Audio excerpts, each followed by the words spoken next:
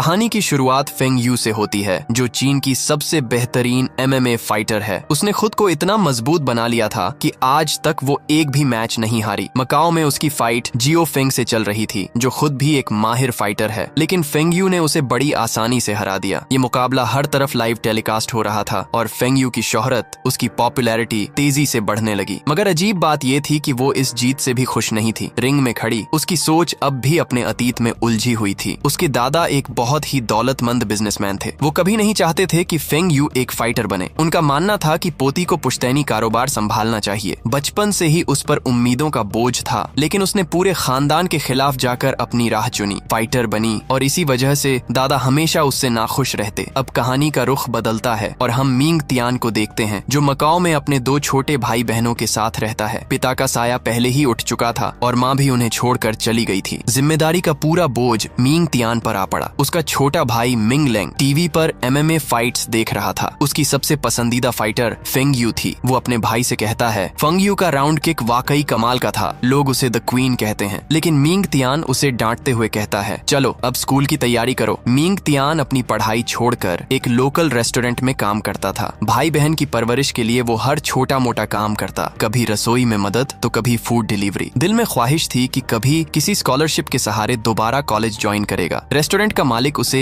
एक martial art master के लिए खाना पहुंचाने का टास्क देता है। रूल ये था कि डिलीवरी 15 मिनट में करनी है, जबकि जगह 20 मिनट दूर थी। लेकिन मिंग तियान को रास्तों की ऐसी समझ थी, ऐसा डायरेक्शन का सेंस, कि वो शॉर्टकट से बिजली की तरह निकल पड़ता है। रास्ते में एक बूढ़ी औरत की फूड कार्ट लड़खड़ा जाती है। मिंग तियान तुरंत झुककर उनकी मदद करता है। तभी कार्ट लुढ़कने लगती है। वहाँ से फेंग यू गुजर रही होती है। मिंग तियान उससे कार्ट को पकड़ने को कहता है, लेकिन फेंग यू मदद करने के बजाय उसे लात मार देती है। कार्ट टूट जाती है, सारे फल बर्बाद हो जाते हैं। बूढ़ी औरत गुस्से में उसे खूब खरी खोटी सुनाती है। फेंग यू चुपचाप उसके हाथ में नोटों की गड्डी थमा देती है। वो औरत तंज करती है, बेटी, पैसों से हर चीज नहीं खरीदी जा सकती। मगर फेंग यू उसकी बातों पर जरा भी ध्यान नहीं देती। मिंग तियान को भी उसका ये बर्ताव बिल्कुल पसंद नहीं आता, मगर वो कर भी क्या सकता था। इधर फेंग यू अपने पुराने मार्शल आर्ट्स टीचर से मिलने जाती है। वो बाहर सफाई कर रहे होते हैं। वो उनकी सफाई में मदद करना चाहती थी, जिससे हमें दोनों के बीच एक फाइट देखने को मिलती है। वो उनसे कहती है, मेरा खानदान मुझे फैमिली बिजनेस ज्वाइन करने पर मजबूर कर रहा है। मैं चाहती हूँ कि आप ही मेरा फैसला करें, मुझे क्या करना चाहिए। टीचर साफ इनकार कर देते हैं, तुम्हें अपनी जिंदगी के फैसले खुद लेने होंगे। उसी वक्त मिंग तियान वहाँ पहुँचता है। पता चलता है कि खाना उसी टीचर ने मंगवाया था। दोनों एक दूसरे को देखते हैं, मगर बिना एक लफ्ज बोले अपने अपने रास्ते चले जाते हैं। मिंग तियान जब वापसी पर होता है, तभी उसके फोन पर मेल आता है। उसे 70% स्कॉलरशिप मिल गई थी, लेकिन कॉलेज शेंजन में था। अब वो दुविधा में पड़ जाता है, पढ़ाई के लिए शहर छोड़े या भाई बहनों की खातिर मकाओ में रुके। कंफ्यूजन दूर करने के लिए वो विजडम फाउंटेन पहुंचता है। वो सिक्का उछालकर तकदीर से रास्ता दिखाने की दुआ करता है। उसे अपना बचपन याद आता है, जब उसके पिता पहली बार उसे इस फाउंटेन के पास लाए थे। उन्होंने कहा था, बेटा, यहाँ सिक्का फेंककर हम एक तरह का वादा करते हैं, अपने ख्वाब को पूरा करने का वादा, और अगर हौसला रखो तो ये ख्वाहिशें सच भी हो सकती हैं। ठीक उसी वक्त फाउंटेन के दूसरी तरफ फेंग यू भी मौजूद थी। वो भी अपने सपनों को पूरा करने की दुआ मांगने आई थी। वो फैसला करती है कि अपनी फाइटिंग करियर को जारी रखेगी। वहीं मिंग तियान ठान लेता है कि वो अपनी पढ़ाई के लिए दूसरे शहर जाएगा। दोनों बिल्कुल एक ही पल सिक्का उछालते हैं।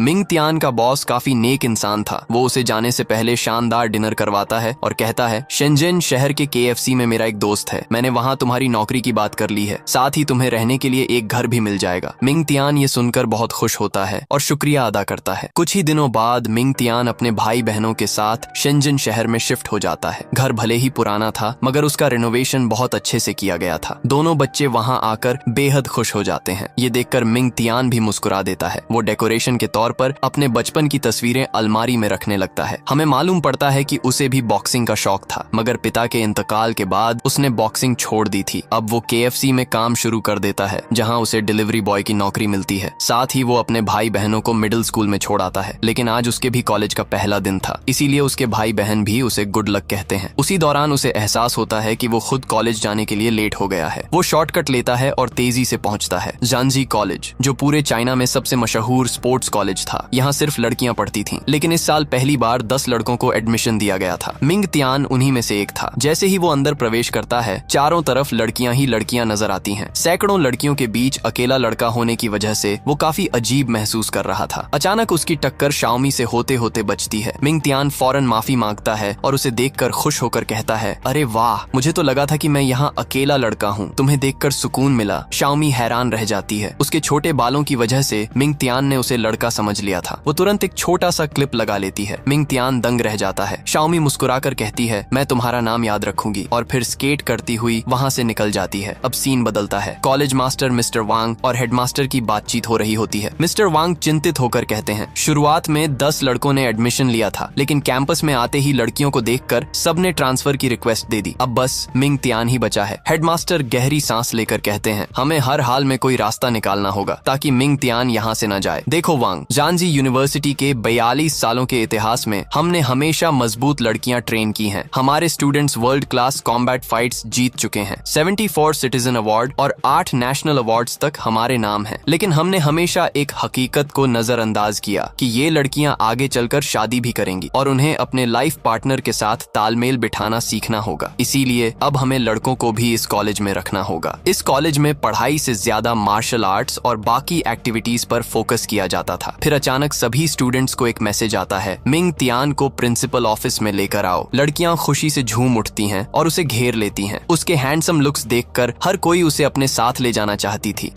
उसी वक्त एंट्री होती है सॉन्ग नाम की लड़की की। वो गुस्से में बाकी लड़कियों से कहती है, सब पीछे हटो, मैं मिंग तियान को हेडमास्टर के पास लेकर जाऊंगी। लेकिन तभी शाओमी भी वहां आ जाती है। वो फिर से अपने छोटे बालों में क्लिप लगा लेती है और कहती है, नहीं, मैं मिंग तियान को ले जाऊंगी। सॉन्ग ताना मारती है, तुम्हें इतनी जल्दी क्यों है? जरा शीशा देखो, तुम बिल्कुल माचो गर्ल जैसी लगती हो। शाओमी को गुस्सा आ जाता है और दोनों आपस में झगड़ने लगती हैं। मगर मिंग तियान इनके झगड़े में नहीं पड़ना चाहता। वो चालाकी से नाटक करता है, देखो हेडमास्टर आ गए हैं, और फिर तुरंत ग्राउंड की तरफ निकल जाता है। वहाँ उसकी नजर फेंग यू पर पड़ती है। वो पहली ही नजर में पहचान जाता है, ये तो वही रूड लड़की है। मगर फेंग यू उसे नहीं पहचानती। जाते जाते उसका बैग गलती से मिंग तियान से टकराता है और उसके हाथ पर कट लग जाता है। फेंग यू उसे पैसों का नोट थमाती है और ठंडे लहजे में कहती है, इलाज करवा लेना। मिंग तियान को उसके इस तकब्बुर को देख गुस्सा आता है। वो कहता है, पैसों की बजाय अगर तुम मुझे सॉरी कहती तो वो ज्यादा बेहतर होता, और वो पैसे जमीन पर फेंक देता है। लेकिन फेंग यू के लिए पैसे माफी मांगने से कहीं बढ़कर थे। वो तंज कसते हुए कहती है, सॉरी कहने से कुछ नहीं होता, ये दुनिया पैसों से चलती है, और जाने लगती है। मिंग तियान गुस्से में उसे मॉन्स्टर कह देता है। ये सुनकर फेंग यू का चेहरा तमतमा उठता है। वो उस पर मुक्का बरसाने लगी, लेकिन खुद को रोक लेती है और वहाँ से चली जाती है। मगर अब उसे अंदर ही अंदर काफी अफसोस हो रहा था, और हमें फ्लैशबैक में दिखाया जाता है, उस दिन मैकाओ में जब उस ओल्ड लेडी का कार्ट नीचे गिर रहा था, तब एक छोटी बच्ची उसके सामने आ गई थी। उसे बचाने के लिए फेंग यू ने वो किक मारी थी। इरादा नेक था, लेकिन मिंग तियान और वो बुजुर्ग औरत ये बात समझ नहीं पाए थे। क्लासरूम में मिंग तियान लड़कियों के बीच बैठा गहरी तवज्जो से पढ़ाई कर रहा था। लड़कियां उसे घूर रही थीं, लेकिन जैसे ही वो उनकी तरफ देखता, सब फौरन अपना मुंह फेर लेती। उसे समझ नहीं आता कि क्या सचमुच सब उसी को देख रही थी या फिर ये सिर्फ उसका वहम था। अब सीन कट होता है और हम एक नूडल रेस्टोरेंट को देखते हैं, जहाँ सान हाओ नाम का लड़का अपनी माँ की रेस्टोरेंट चलाने में मदद किया करता था। तभी 2 लड़के आते हैं और नूडल्स को घटिया बताकर हंगामा करने लगते हैं। सान हाओ की माँ लड़ाई झगड़े से बचना चाहती थी, लेकिन सान हाओ उन दोनों को कहता है, अगर लड़ना ही है तो किसी और दिन बाहर मिलकर हिसाब चुकता कर लेंगे। वो दोनों लड़के जाने लगते हैं, लेकिन जाते जाते एक पपी को लात मार देते हैं। सान हाओ का खून खौल उठता है, क्योंकि जानवरों से उसे बेइंतहा मोहब्बत थी, और जब भी कोई जानवरों को सताता उसका गुस्सा काबू में नहीं रहता। उसकी माँ ये बात अच्छे से जानती थी। उसे यकीन हो गया कि अब टकराव होना तय है। अगले ही लम्हे में सान हाओ उन दोनों पर टूट पड़ता है। इधर दूसरी तरफ हम शाओमी और फेंग यू को देखते हैं, जो बॉक्सिंग क्लब में प्रैक्टिस कर रही थी। दोनों अच्छी दोस्त थी और बॉक्सिंग से दोनों को बेहद शौक था। फेंग यू आज परेशान नजर आ रही थी। शाओमी समझ जाती है कि कोई बात उसे अंदर से तोड़ रही है। वो पूछती है, क्या हुआ, क्यों परेशान हो? फेंग यू कहती है, मिंग तियान से मेरी लड़ाई हो गई और उसने मुझे मॉन्स्टर कहा। क्या मैं सचमुच इतनी बुरी लगती हूँ? शाओमी हंसने ही वाली थी, लेकिन रुक जाती है और उसे समझाती है, तुम्हें मिंग तियान की बातों को दिल पर नहीं लेना चाहिए। उधर क्लास शुरू हो चुकी थी। लड़कियां मिंग तियान के बारे में और जानना चाहती थीं, इसलिए टीचर उसे आगे बुलाती है और कहती है कि अपने बारे में कुछ बताओ। लेकिन मिंग तियान के पास बताने को कुछ खास नहीं था। वो सिर्फ अपना नाम बताता है और चुपचाप बैठ जाता है। रात को फेंग यू अपने कमरे में बैठी मिंग तियान के बारे में सोच रही थी। अब हमें उसका बचपन दिखाया जाता है। जब वो छोटी थी तो उसके माता पिता उसे लड़की की तरह ट्रीट नहीं करते थे। उन्हें हमेशा एक लड़का चाहिए था, इसीलिए फेंग यू को उन्होंने एक लड़के की तरह पाला। न बाल बढ़ाने की इजाजत, न ही लड़की वाले कपड़े पहनने की आजादी। जब उसका छोटा भाई पैदा हुआ तब जाकर उसके माँ बाप ने उसे लड़की की तरह जीने की छूट दी। खुशी खुशी फेंग यू ने वो ड्रेस खरीदी जिसे वो पहले से मॉल में देख रही थी। वो अपने क्लासमेट को गिफ्ट के साथ सरप्राइज देना चाहती थी, लेकिन सबने उसका मजाक उड़ाया, उसे मॉन्स्टर कहा और चिढ़ाने लगे। यही वजह थी कि आज तक फेंग यू अपने जेंडर को लेकर परेशान रहती है। उधर मिंग तियान अपना कॉलेज वर्क पूरा कर रहा था। तभी उसका छोटा भाई मिंग लेंग नींद में ही पंच मारने लगता है। मिंग तियान उसकी मासूमियत देखकर मुस्कुरा देता है। फिर उसे एहसास होता है उसका भाई जिसे अपना आइडल मानता है वो वही रूड लड़की फेंग यू है। उसे याद आता है कि फेंग यू की आंखें बिल्कुल उसकी माँ जैसी हैं। शायद इसी वजह से उसे फेंग यू को देखकर चिढ़ होती है। और फिर फ्लैशबैक में उसे वो दिन याद आता है जब उसके पिता शराब के नशे में डगमगाते हुए घर लौटे थे। वो उन्हें सहारा देकर घर ला रहा था और उसी दिन उसकी माँ घर छोड़कर हमेशा के लिए चली गई थी।